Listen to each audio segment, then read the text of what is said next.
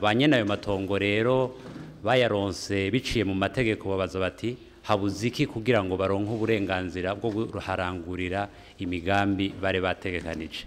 Amatongo yo mu Maramvya n'ikibazo cizwe neza hajya inama shikiranganje bwa mbere twagisubiza inyuma nuko twari twabonye ko hari ibidatomoye vyiza, hari habihagiye hakaba n'abandi bayahawe. Abantu benshi barasimvye imitima, nk'umuvyeyi yivye akakwibira umwana ni ware mwikosa kandi tuvuga ngo so ashatse ko musangira atari wewe wase umwana so yo kwana. Urumva yuko twaciye tuvuga yuko indongozi zatanze aho hantu bidace mu mategeko zizohanwa, abatanze nabo bice mu mategeko nta ngorane zabo, abo bantu barashobora gukoresha iryo tongo. Abihagiye abo twararavye n'igihano twobaha tubanone ko arabana b'u Burundi, itongo rikaba ari ry'u Burundi nuko subizwa hanyuma tukamwihaneza ati ntuzosubire.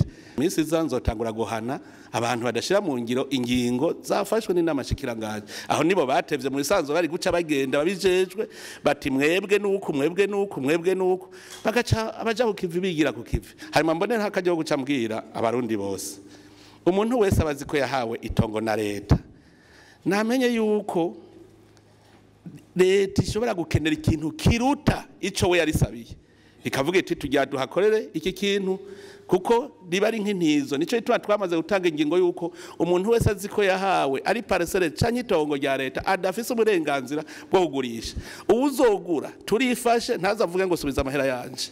Tivyo twarabivuze neza kuko twasanze hari abafise ingeso yo kunyaga leta itongo ngo iyumvire nk'umuntu afise parcelle afise inzu agaca asubira kuja gusaba kuko afise uburenganzira bwo gusaba leta wewe canke akagiha canke mugenzi wari wayatanga agaca afata parcelle agaca yigurisha kundi atarafise parcelle n'akamaramaza bijya bavyita kwankiriza. Ico tuba twavuze yuko kuva ubu uzogura itongo niyo abagomba kurigurisha ahubwo ca wiruka muri obuha mubwira uti hari itongo hajya ashaka kugurisha ritubatswe, none nta kuntu je ntagira gatongo je ntagira ga parcelle mworima, ahubwo muze munyarutse mugiruko kuko amatongo yose yatanzwe na leta gumara ya leta. Ivyo twamatwa bivuze mu matongo ya Nyabugete ya mbere ya kabiri n'iya gatatu hariho abanyagihugu batari bake bafise imanza mu masentare zikaba zaraciwe gushika ku rugero rwa nyuma, mugabo zikaba zitigeze zisomwa. Babajije bababarira ko mwigeze gushikiriza yuko muri ayo matongo harimo amatongo ya leta, hazokwerekanwa ryari aha leta n'aho abanyagihugu kugira ngo bashobore izo manza zisomwe, abahasabiye amadeni mu mabanki ngo baharangurire imirimo bashobore kuyirangura. Amatongo y'Inyabugete naganda abwire burya mbe ni kuki mushaka ko mwene gihugu ashobora kwitura inama nkuru y'ubucamanza mutemera ko n'igihugu naco gishobora kwitura inama nkuru y'ubucamanza. None ubucamanza mu minsi heze murabizi baraje inama yo kwiba leta dutwara irya tongo gute. Je ndaza amatongo y'Inyabugete ngene yagiye ndabizi neza n'ibintu naje na rumwe n'igihugu asanzwe. Mu minsi heze nabonye umukuru w'umugwi ngo wabene amatongo b'Inyabugete nsanga avuka mu Rutana. Ni wewe ko nkuzi wewe wabaye umwene gihugu w'Inyabugete ryari kuri umunyarutana, hajya bibaza ko tuba turi bijuju. Baragenda bagatekenika utuntu mu ngene bayatwaye baragize ngo bagire n'imigumuko. Haraba umwavoka aravuga ngo muzompa impera gute nina yabagarurira. Je ndazi n'impera bamuhaye rutongo runini cyane muzorubona ruriko n'ikigo bakroti runini, niyo mpera bamuhaye ariko arondera gusa ingene banyaga leta kubera ubucamanza ngo bwaciye urubanza. Leta nayo irashobora kwitura rero inama nkuru y'ubucamanza, ariko abakurambere bari Bujumbura nta numwe azi hajya ahantu kogeruka hari imipama hapomwa n'agadege kazambarude katukura twese ntitubizi. Aho none hagiye kuha mu 1993 ko habaye amagume bagaca bahigarurira baciye babimvukira zaho bavuka ahanaka n'ahanaka. Reka rero tubitunganye neza baruce aha leta haje kwa leta duheze turabe beneho rero bukuri. Umwe wese uzokubaza sokuruza ninde wahoka ifite ryari turabe ingene bizogenda. None nk'uwo nzi azoca avuga ko sekuruza ariho yapfutse ryari.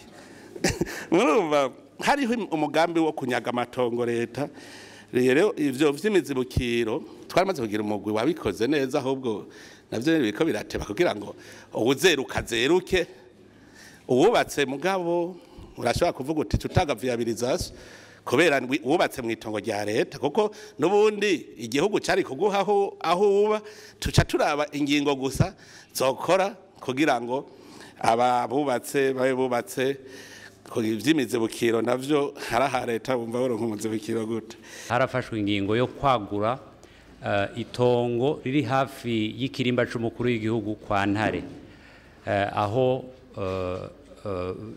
hazorangurirwa hazokubakwa inyubakwa rusange.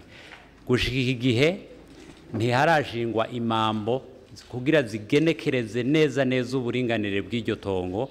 Abasanzwe bafise amatongo rero bakaba badafise uburenganzira bwo gukora igikorwa na kimwe muri ayo matongo. Burya ingorane zabaye bavuze ko bagira bubaki ikirimba kwa Ntare hariya abantu nyene b'indongozi benshi bace biruka kuhagura hajya bajya mubona sibo none cutuma iyo ndongozi nyene ngo ije gufata ingingo yo kwihuta mu n'amashikiragaji je nababwiye nti abana nab'igihugu umurundi wese ategereza kuronka haba mu gihugu ciwe nuva ntibakomora ncavuga nti bajya reka tubatorera umuti nkuko nasanze n'udutongo bafise atari tunini yuko tububakira ikigwati mbere naramaze no kuvuga baje kuraba aho twakibagirira hariya haruguru nyene hari handi hantu hari hadegekanijwe kuzokubakwa ikirimba cy'umukuru w'igihugu mugabo mu myumvikano n'ishira hamwe ry'abashinwa ryabigira barahase Chavuga ntigenda muhandabire duce tubaka ikigwati umwe wese azogenda asanga inzu yiwe yubatse. Abantu bo kumva yuko ku mutekano w'igihugu cabo bategerezwa kwigira inyuma kugira ngo dushobore gutunganya neza umutekano.